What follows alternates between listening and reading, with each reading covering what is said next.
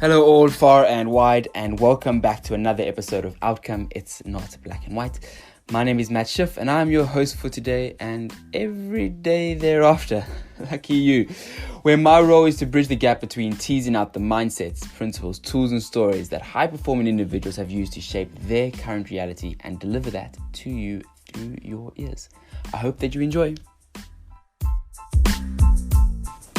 Hello everyone and welcome to episode 4 of the Outcome podcast. Thank you so much for tuning in once again, and I'm sure you might have heard about my sudden disappearance and the lack of episodes coming out. If you have been waiting or wondering where they disappeared to, I want to thank you for your patience and not losing interest. I've just returned back from Europe is all, and with the Outcome podcast being very much a passion project, it has been quite a process in the making, self-taught with that of my girlfriend helping me with the audio and helping things out, helping me sort everything out on that end. It has been quite a process, as I mentioned. So I appreciate your patience and obviously your understanding. And of course, I do actually have a few episodes lined up. Very, very cool. Very, very cool podcasts, actually, from a few local entrepreneurs, one or two great inspiring individuals who were just like you and I would imagine, sort of doing it their own way. And I'm not going to give away too much right now because I actually haven't put pen to paper on how exactly I would describe their intro, and I'm probably going to do it an injustice by trying to do so now. But to tell you a little bit about episode 4, joining me throughout this podcast, you will hear the voice of my good friend David Clancy, who is an American-French freelance filmmaker specialising in adventure travel, which we touch on a little bit about in the podcast as well. This actual episode was recorded out in Nicosia when I was still in Cyprus. I was in Limassol at the time in Cyprus, covered in bed bugs. Interesting story that. And we managed to put together the recording with David sitting at a Colombian coffee shop and me sitting in somewhat of a mud hut out in Limassol, which was interesting in its own right. As a bit more of an introduction, David was born in Limoges, France, but was raised up in Washington, D.C., USA, so he has got a slight accent. He has a bachelor's degree in international relations from Stellenbosch University, and we speak about his time coming through South Africa and spending his time traveling around the coastline of our country, but not only that, the other 37 or so countries that he visited as well. David has built a passion for filmmaking through extensive travels, and that 37 is actually being corrected to 40 countries, which I think is a little bit more now. He's probably closer to 50, and produced content in some of the world's most exotic places such as Angola, Ethiopia, Brazil, Vietnam, Madagascar. And as I mentioned, he is currently sitting out in Colombia.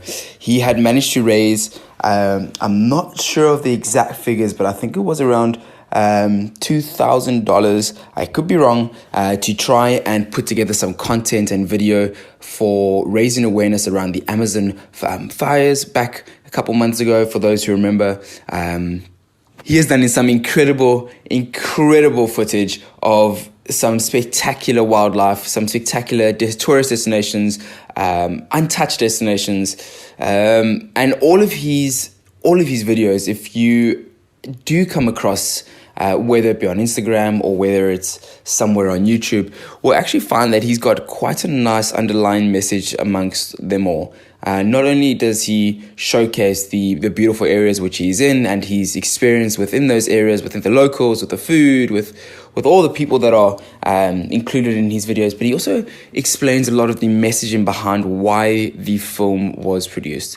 That he, more often than not, directs himself, definitely shoots himself, and through his sort of extroverted personality, manages to grab in a few protagonists in his shots and depicts a beautiful journey along his videos. David ultimately aims to reach a diverse audience from many corners of the world who seek adventure and the thrill of the unknown, which very much comes out in our conversation. He works with a wide variety of clients such as travel agencies, NGOs, design companies, artists, and essentially if you had to sort of define David in one phrase, it would ultimately be one chance, I think would be the best way to describe him. I hope that you enjoyed this episode and thank you very much for tuning in. Cheers.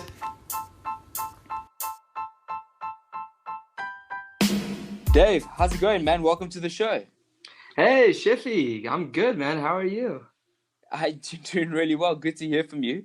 I had a look at your Instagram a little bit earlier, and we were obviously chatting this afternoon.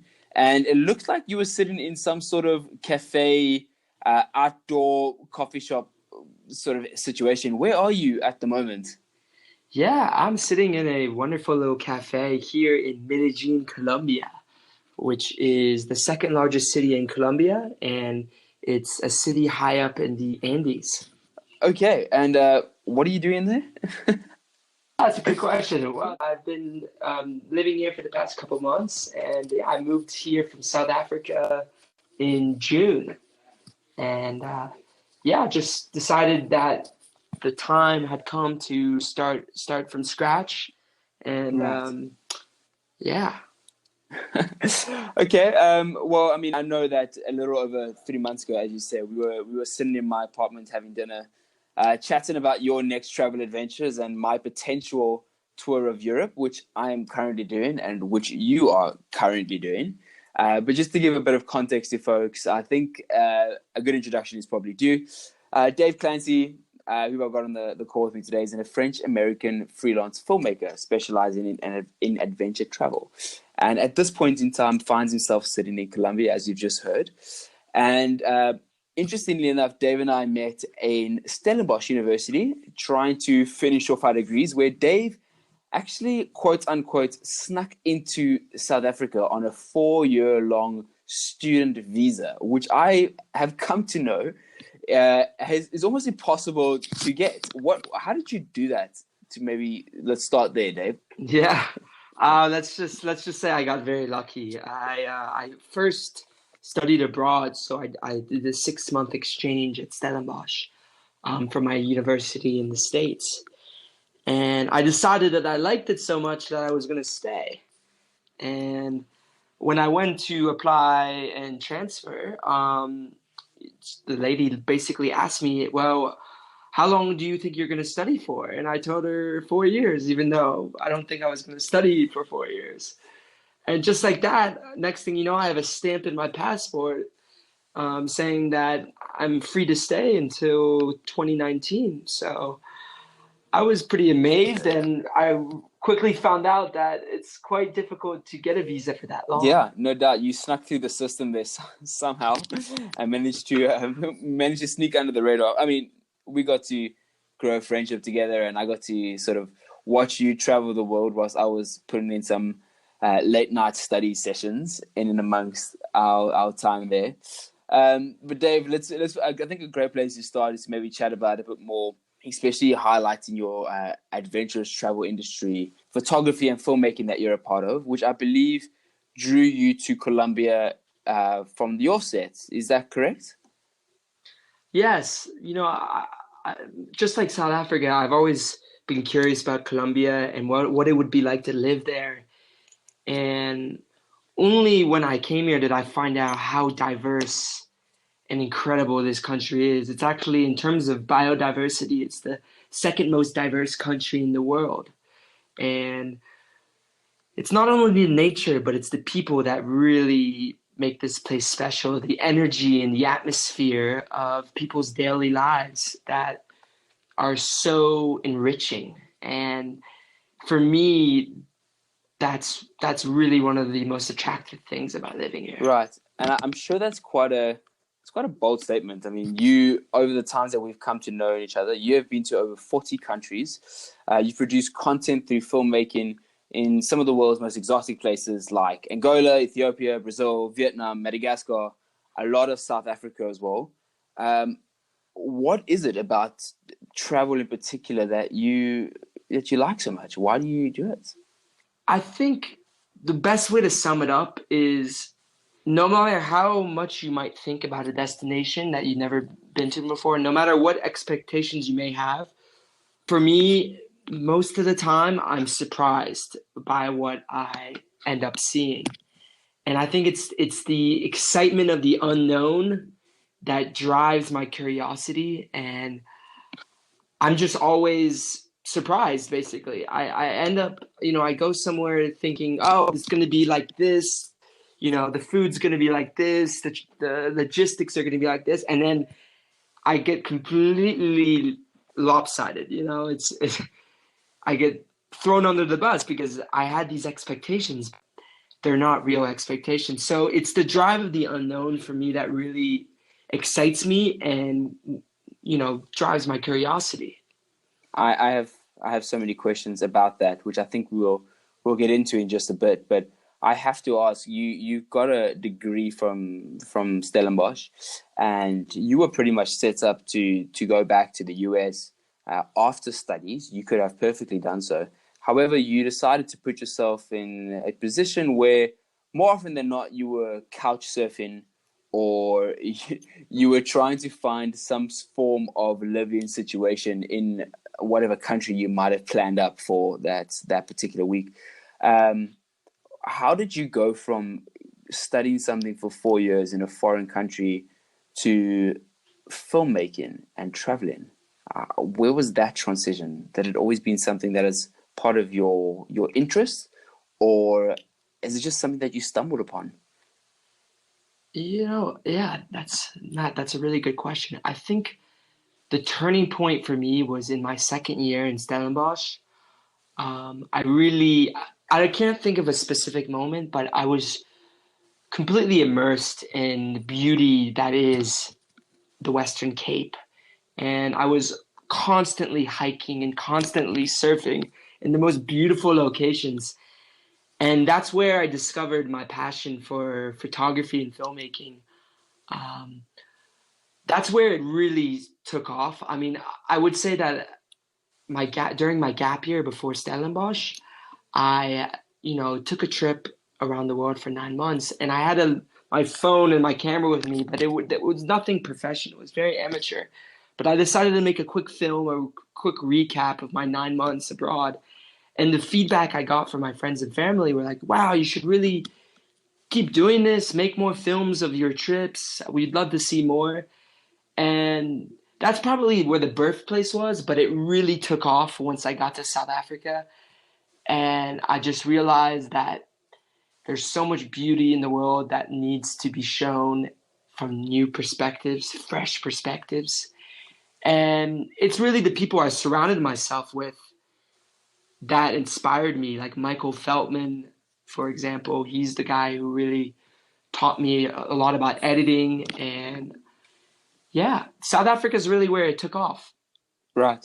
And just as I suppose, a softer question here, do you have any particular go-tos when it comes down to camera choice or editing software that you normally use? What camera do you have with you at the moment?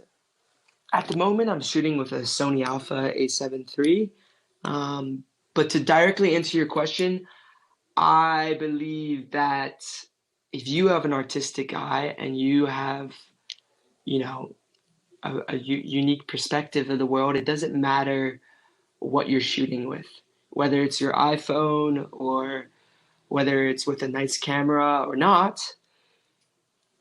People are going to love your work it doesn't matter what camera you have. And that's what I've learned through my travels is I've met people with very basic equipment, and their work was way more incredible than what I've seen with people who had, equipment that's worth thousands of dollars more. So I'm doing this full time now, so I do have quite nice gear. But if you're just getting started off, I wouldn't say that you necessarily need to invest in a lot of money in gear. So yeah. Right. Okay. So, I mean, my 3 months around Europe at this point in time, 90% of my photos have been taken with my iPhone 8. And I don't say that they're comparable to yours necessarily, but it's good to hear coming from a semi-professional that it doesn't need to be the top-notch gear that is required.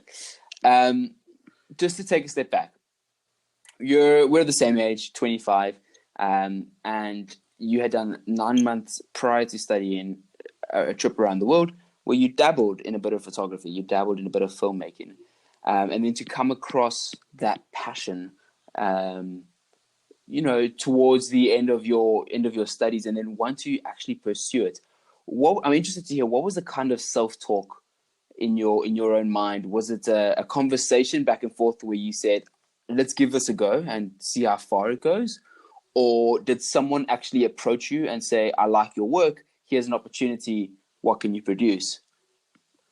No, I think it was more of a self-discovery, and it was my mind telling me, how far can my imagination go? How far can I take this to a new level? You know, like what I love about my camera and is the places it can take me to that I never would have imagined existed, like the Congo or like Madagascar.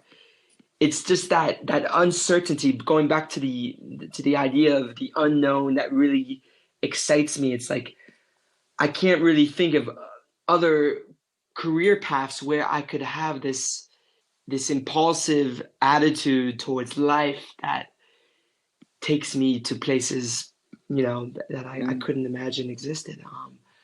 So I think it really is a blessing that I discovered this on my own, and that, I never really had anyone tell me, oh, you should get into photography. I kind of just discovered it on my own. Right. That's like you said, it's quite a blessing, and I think it's definitely played dividends. We'll come into a bit more of your the experiences you've had amongst travel in just a bit, so don't worry about that. But again, there's an essence here which I think I'm trying to figure out. We're the same age, you and I. Yeah. And I think well, I'm actually 24, Matt. You're younger. I'm a few months younger. Yeah. A lot of I feel a lot of the friends which I have and a lot of the conversations which I'm involved in often weigh up, because I'm sometimes a bit notorious about having deep conversations all the time, often weigh up around finding a purpose, finding a passion, and then just pursuing that relentlessly. It's throwing yourself into it amidst the challenges and amidst all the glory that one could attain to. And you actually had made that decision going into the unknown. It was an interest. More and more so as we're growing up in our generation, we find there's a lot of attention over marketing. There's a lot of attention around video, filmography, Instagram. And I guess my question to you is, there was no prior training that you had other than through your connection with Mike around marketing yourself. You were recording videos purely for yourself, and then sharing that with your audience, being family and friends, right?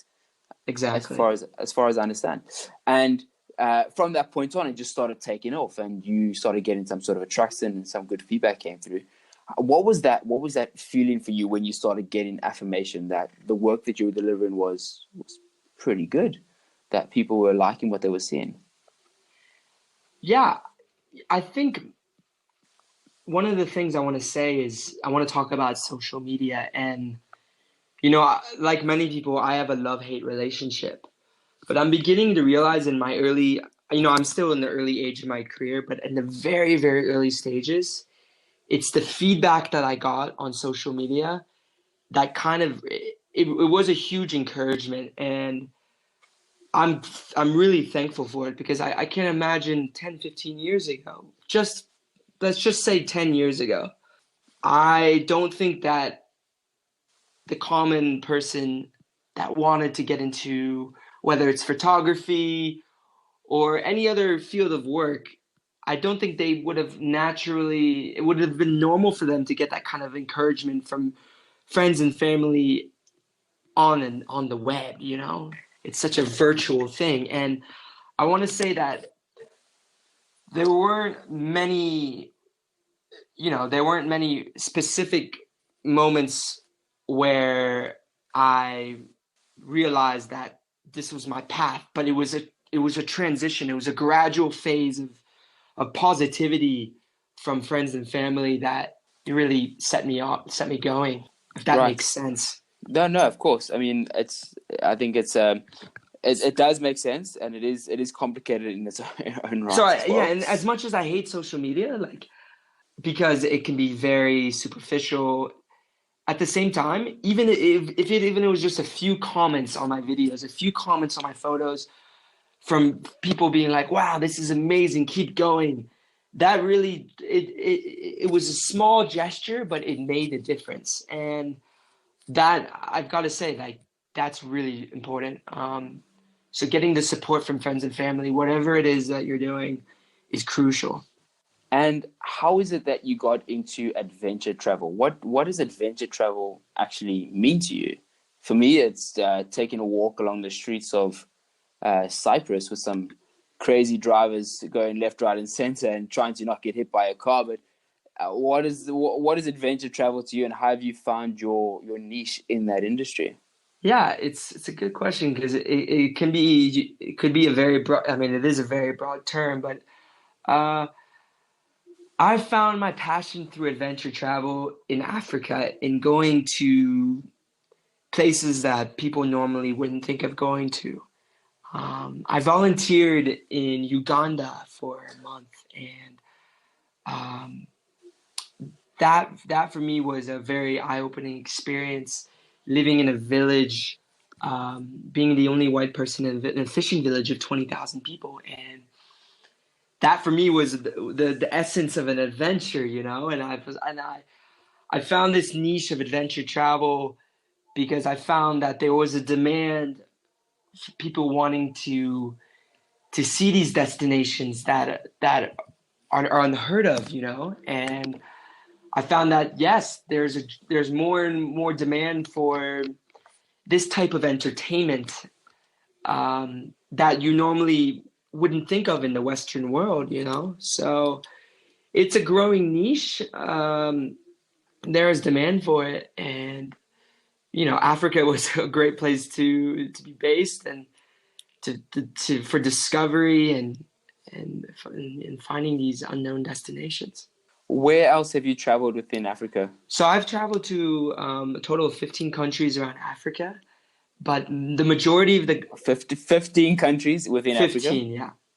And Yeah, the that's majority of incredible. them have been around Southern Africa just because of my proximity, you know, living in South Africa, that, you know, geographically you're so close to so many neighboring countries like Zimbabwe and Namibia and Mozambique and Zambia. And um, but I've done the place I've gone to the most is actually Uganda. You know, I've done 3 trips there, and I work with an organization there that does really great work in communities, and that's has to be one of my favorite places is Uganda. And how is it that you set up your itinerary, if you will, to each of these countries? Was it a let me contact a NGO to help with a particular community development project, or was it more of a zest for I wonder what this country is like and arrive and find opportunities? Yeah, so it was a little different, a little bit of everything. A lot of it was networking, and I would, you know somebody who knew somebody in Mozambique, and we would set something up where I would come film for a dive shop, or I went to Angola on a spontaneous trip to film some Portuguese surfers.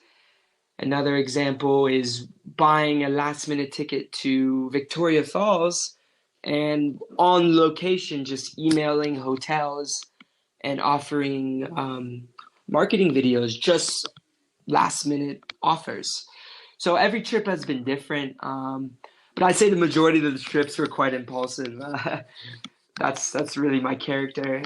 So a little bit of everything, though. That's it's admirable. We're, as I said, we're the same age, and it's something that is non-conventional. It's something I have idealized, and I think many of my friends and family members have done so too, around sort of booking a last-minute ticket and going to Victoria Falls. And goodness, but it's it's that it's that making that decision which often stumps me. That security. I'm a control freak. I like to know where I'm going to be staying, what I'm going to be doing. However, like you say, your character is to just sort of reach out and put yourself out there. Is that something that you have always had as a kid growing up, that you just throw yourself into situations, or have you been a bit more diligent in your decision making? Have you been, I know that this person knows that I can get here, I'm going to reach out to them and hope for the best? I would say that, before I left the United States for the first time, I've always been a risk taker, but even growing up through my childhood, I was known for taking unnecessary risks and being impulsive. But so that is my character from the beginning. But when I started to travel, there was something like in my mind it was this repetitive thought that what if something happens and I don't wake up tomorrow? Will I be satisfied with what I've done? And I guess the point I'm trying to say is I do believe in the phrase one chance, even though you might have multiple chances in your life to do something, but you don't know what's going to happen. And the whole goal behind my gap year after I graduated from high school was to just live every moment like it was my last. And that's kind of it's very cliche, but it's something I do believe in. And we hear it all the time, but the question is, do we actually execute what we want? And that is exactly the question. And if you don't mind me sort of going on to that point, I want to ask you about that. How is it that you had gone about and lived each day as if it were your last? It is something we hear. It is something that people know. But to go out and I know there's often a Facebook group at the moment or a drive called Yes Theory, yeah, which are that's doing great. phenomenal things. Obviously, it's in its name. The premise is that you just say yes to anything that comes your way, any opportunity, and you see some phenomenal stories and pictures being posted. It's very much the kind of character I see you having. But how is it that you did that? Well, can you maybe take us through a couple of examples or stories that you had gone through where you literally your decision making in living each day as if it were your last? So I think the most impulsive decision I ever made in my entire life was, the most impulsive decision I've ever made in my life was to hitchhike across the outback in Australia. And just to give you a little background info, I was doing construction in Australia when I was 19 years old. I was saving up money to travel, and after I finished my job for 6 weeks, I asked a friend to drive me to a ramp on the highway and drop me off. And I decided to hitchhike from Perth to Darwin, which was a total of about 4,000 kilometers. And at that very moment, I was scared. I was like, what am I doing? Is this really worth it? And I decided to execute it, and everything turned out okay. I never had any issues. But I think it was another turning point where I decided that if I really want to go for something, I shouldn't let anything stop me from doing it. And that's led to other opportunities in my life that I think I wouldn't have had if I hadn't taken that leap of faith. And I know it's not something everyone can do, but I would say that if you are in a point of your life where you don't know what you want, you don't know what you're doing, like what you're doing now, traveling around Europe and living new experiences, I'm sure you're going to look back on these experiences and you say, wow, this really helped me. This really made a difference. Even though at the time I might have been, really unsure of myself. But the point I'm trying to make is being impulsive, I think, can lead to really great things. And I mean that is something exactly which I would like to dig into.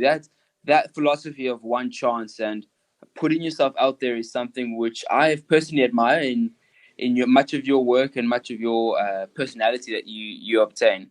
But if you don't mind me asking, excuse the cumbersomeness of the question, how is it exactly? What is it about putting yourself out there that you are deliberately doing? What does that look like? I think the best way to put it is, if you're afraid to go up to someone in the street, to a stranger, do it. If you're afraid of moving to a new city that you don't know, do it. If you're afraid of starting a new job that you have no experience in, do it. So I think the best way to put it is it can be taking that leap of faith can be in many different aspects of your life. And as long as you're pushing yourself out of your comfort zone, you know that you're doing something positive. You might not realize it at the time, but it's beneficial. Yeah. I mean, it's interesting you say that. I know of quite a few people that, we have these ambitions to either pick up that instrument and play it again, or start that freelance business, or just simply change jobs, or whatever it might be, given the context. However, the simple act of just doing it, I think, is quite unique. The last 2 months, 2.5 months that I've been traveling around Europe, it has its restrictions somewhat. I am very limited on places I can go and things that I can see within Europe, at least on a Schengen visa, as an example. So I have this ambition to want to just do things. However, people, we're riddled we're creatures of habit, and we're riddled with this limiting beliefs, or with internal fear that we're either not good enough, or that it will fail, or I suppose in your situation that you could become broke, or you don't have an escape route.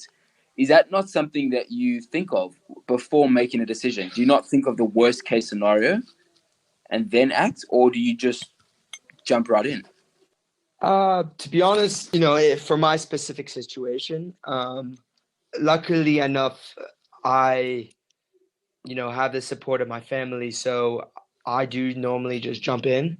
But I know that's not the case for everyone, and not everyone's gonna have that pillow to lay on in case shit hits the fan. And it's hard to say. It's an interesting talking point, and it's just something that I think most people are quite cognizant of, in making that transition. Which I guess, to take a step back slightly, we will move on from this briefly, I guarantee you. But I think the last question I want to just ask around somewhat of your experience into adventure travel is you made the decision to follow a passion after becoming qualified through a degree. That decision was impulsive, and it was something that you were interested in. Is there any advice that you might have other than just doing it? I think that the most important thing you need to do is to follow your heart. And you're going to have a lot of outside pressures. You're going to have your parents, your friends, or other people in your life that have expectations of you. And I know personally that, there's probably quite a few people in my life that had different expectations for myself. Having gone to a reputable university and not following my career path, not following what I studied, they probably were slightly surprised. But at the end of the day, it's about what you want. And if you can get over that wall, that barrier, where you have all these outside pressures telling you what they think you should do, I think that's the most crucial thing, is figuring out that this is your life. You have a very limited time on this planet, and that you need to do what your heart is telling you to do. And you might not know what your heart is telling you to do, but sooner or later you're going to find out what that is. And it might take some time. You might not find it as quickly as I did, but it will come eventually if you let it come. A big factor within this particular podcast, and I know that most of the listeners are reaching out towards, is actually applying something tangible, and either picking up a resource or a tool of sorts, metaphorically speaking, of course, that helps them in making that decision. Were there any books, podcasts, moments in your life that helped you just do it? Yeah, there is one guy I can name specifically. His name is Casey Neistat, and he actually has this video on YouTube called "Make It Count," and it's about him and his buddy, and they're given a budget for a film, for a commercial, actually, and they end up spending the entire budget on just traveling the world together. And they take a leap of faith because they don't know whether their client is going to like the idea that they just blew the entire budget on travel and living experiences. And it's quite an old film, actually. It was made maybe 8 or 9 years ago. Um, for me, it's just the essence of taking a leap of faith, and it's pretty raw. It's pretty special. Sure. I'll include that into the show notes as well, and a link to watch Make It Count. I haven't yet seen it myself, so I'll add that to my list of holiday sort of September homework to get around to. Maybe to fast forward a couple of years, you find yourself in Colombia. Where were you prior to arriving in Colombia? And I'm going to sort of dovetail that question. I have noticed you are obviously in South America, but you have intention of going to the Amazon amidst the Amazon fires. So the question is two-part. How is it that you found yourself going to South America? And how is the quest to go film something around Amazon fires going? Yeah, sure. I'd love to give you guys an update about that. So I have a bit of experience in eco filmmaking, and because of my proximity to Brazil, I decided about 3 weeks ago to take action and launch a fundraiser for a film project, which aims to spread awareness and clarity about what is happening in the Brazilian Amazon at the moment. And yeah, my fundraiser's gone really, really well. I've managed to reach my goal. And yeah, so I've been busy trying to plan the logistics with the organization I'm going to be working with, which is called the Rainforest Alliance. And it's been a very frustrating process trying to organize this trip because, at the moment, these frontline organizations are so busy trying to fight the fires and trying to get a filmmaker to come down there and organize all the logistics behind that is very challenging. So it looks like the project's being postponed indefinitely, maybe until October, just because we keep getting delays, and it's quite a heated area at the moment. There's reports. Excuse the pun. Yeah, excuse the pun, but there's reports of activists being killed, and we just need to make sure that before we decide to do something together, that the places we're going to go to are secure enough. So it's a very, I don't think I've ever put myself into something in terms of organizing. Yeah, it's never been this challenging before, and it's kind of a reality check for me because I thought that I could just, like we said, make it happen right away, but it's turning out to be much more complicated than I thought. Right. A lot of the footage which I've watched you produce has a very strong message tied into it, almost a golden thread around creating environmental awareness, sustainable development, philanthropy, looking out for communities and your neighbor. Is that a particular theme that is deliberate in the countries you go to and the work that you do? Or is it just so happen that you come across the Rainforest Alliance that need a videographer to help out?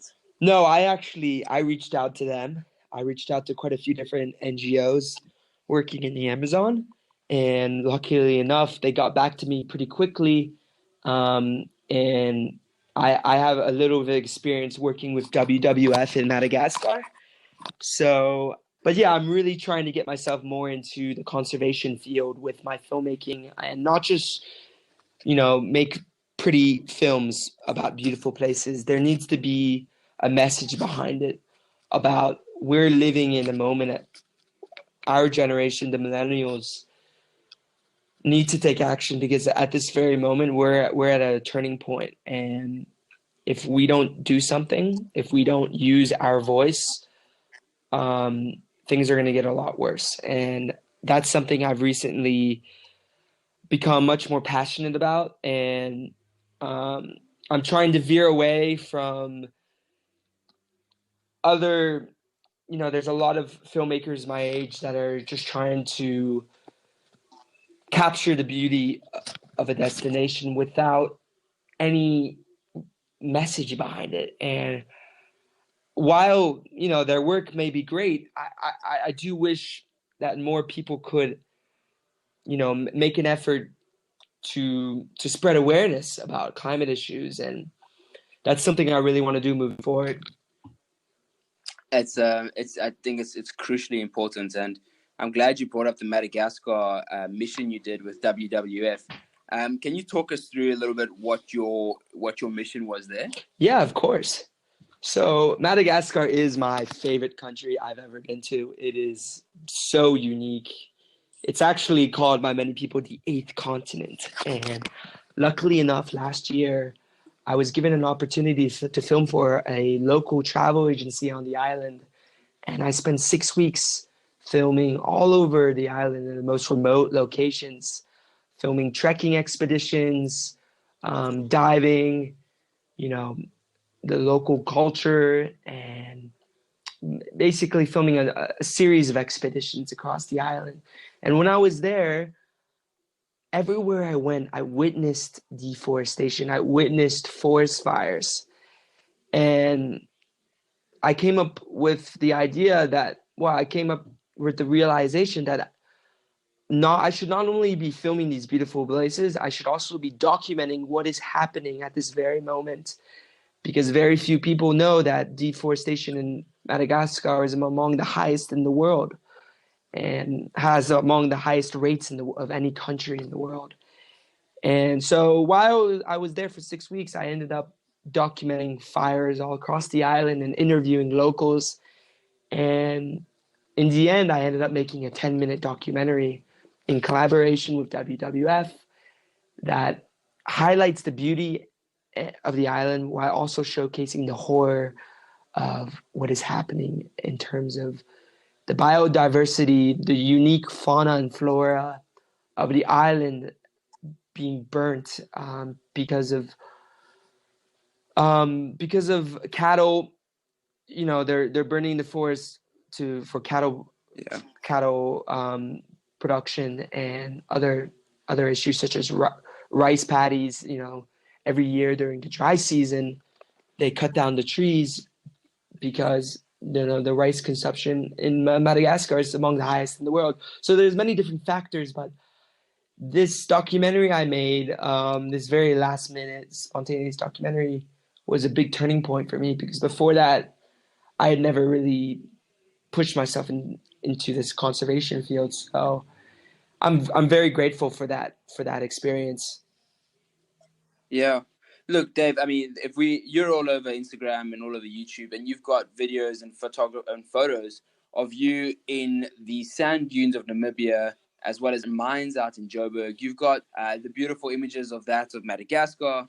You're in Dolomites in Italy. You've got, eating food out in Morocco. There's a fair amount of travel which you have done. How many countries have you been to in total? Do you know? Yeah, I do know.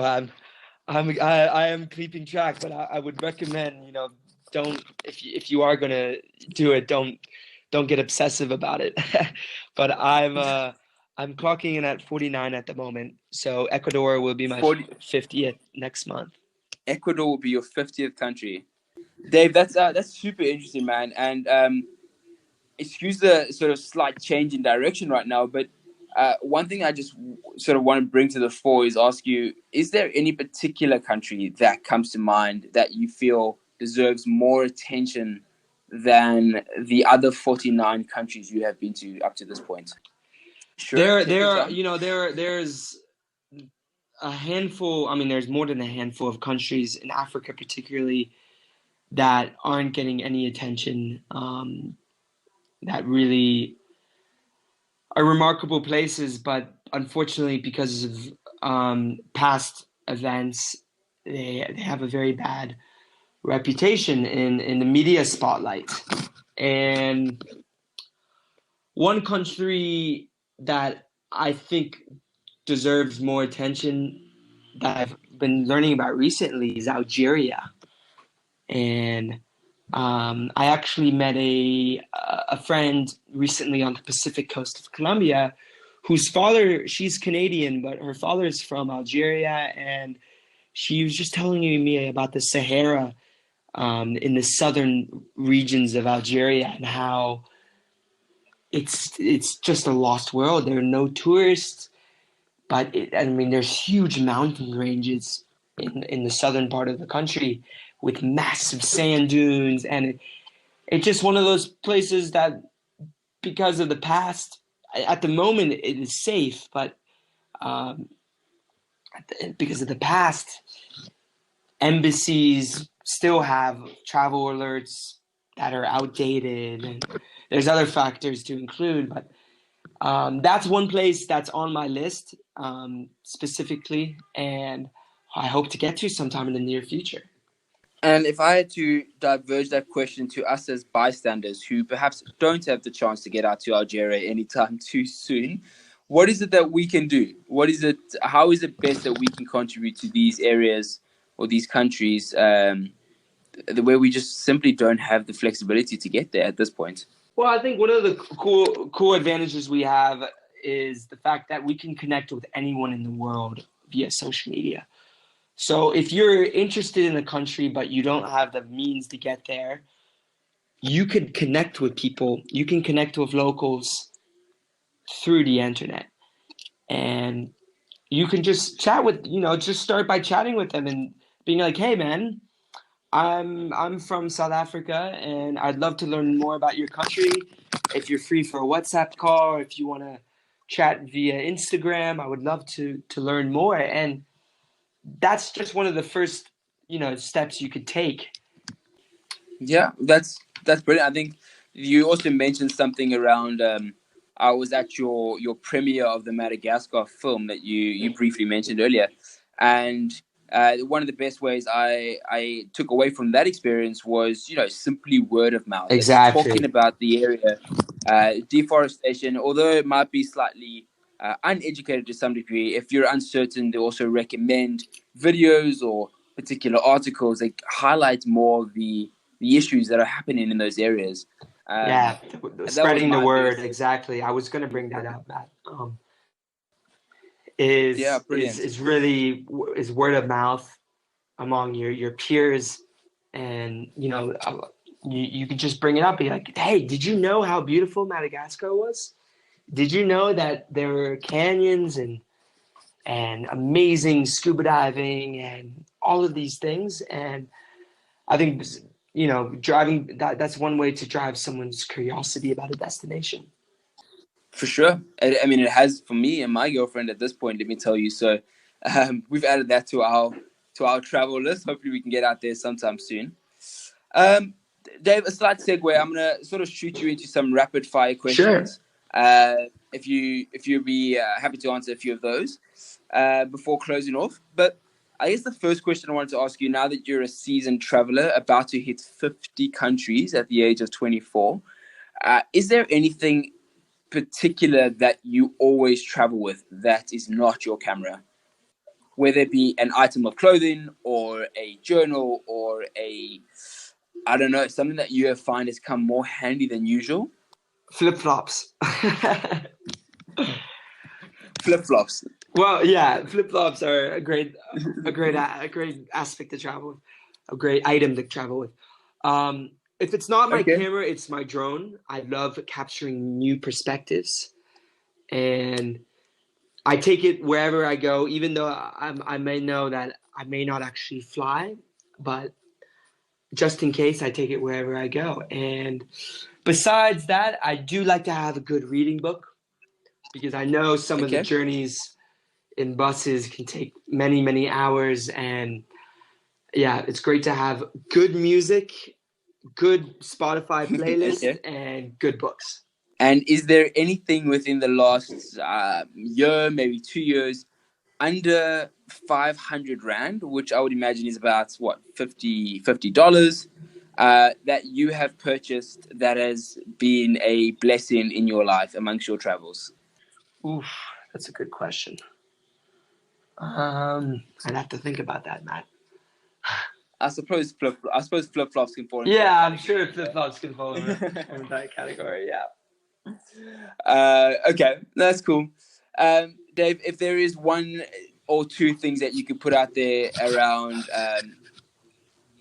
other partnerships that you have formed or content where people can refer to either upskill their own knowledge around conservation or share, is there any sites that you can recommend us visiting? Sure. Yeah. One site. Well, I'm going to speak specifically about a YouTube channel is WWF. They have incredible videos that spread awareness. And particularly, they worked with Planet Earth on a new series, and at the moment they've been uploading these short YouTube videos about certain issues such as plastic waste and plastic pollution and carbon emissions, and they're very short but very direct videos where you can learn a lot in a short span of time. So I would definitely recommend WWF's YouTube channel. Okay, perfect. I'll include that into the show notes as well, so people can just click on the link to go, check Great. that out.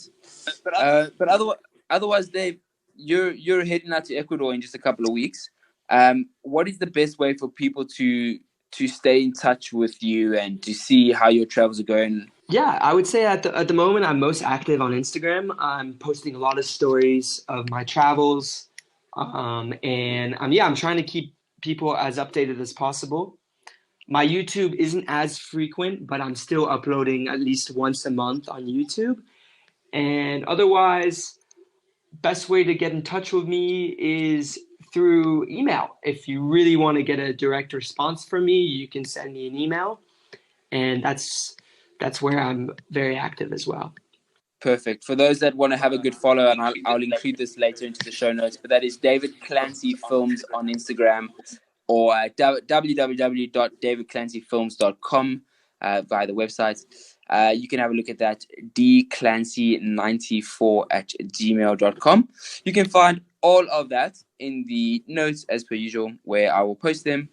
Dave, I wanted to thank you, bud. Thanks for taking the time out, and I hope that you're enjoying the beautiful city of Colombia at where you are at the moment. And I'm looking forward to catching up with you and seeing a few more of your clips that you're posting in the next couple of weeks. Thank you so much for having me on the show, Matt. And I really appreciate it. And let's chat soon. Hope all is well in Cyprus. We'll chat soon.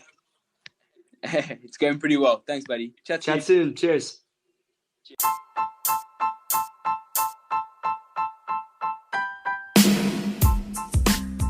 Hey guys, Matt here again. Just before you run off, thank you for lending me your ears and tuning in once again. I hope that you enjoyed the conversation, and of course I would love to hear any sort of feedback you might have. You can do so through all forms of social media, really. I've probably spammed enough about that, or through my email, which is outcomepodcast@gmail.com. I would love to hear from you and even to say hello. For those that have any advice on long distance recording, please feel free to share and send through a few links as well. I am an open book and am willing to learn. As usual, if you have any other news, please pass it through. And if you haven't yet subscribed or shared the podcast via the very many links that you could potentially find it on, I encourage you to do so too.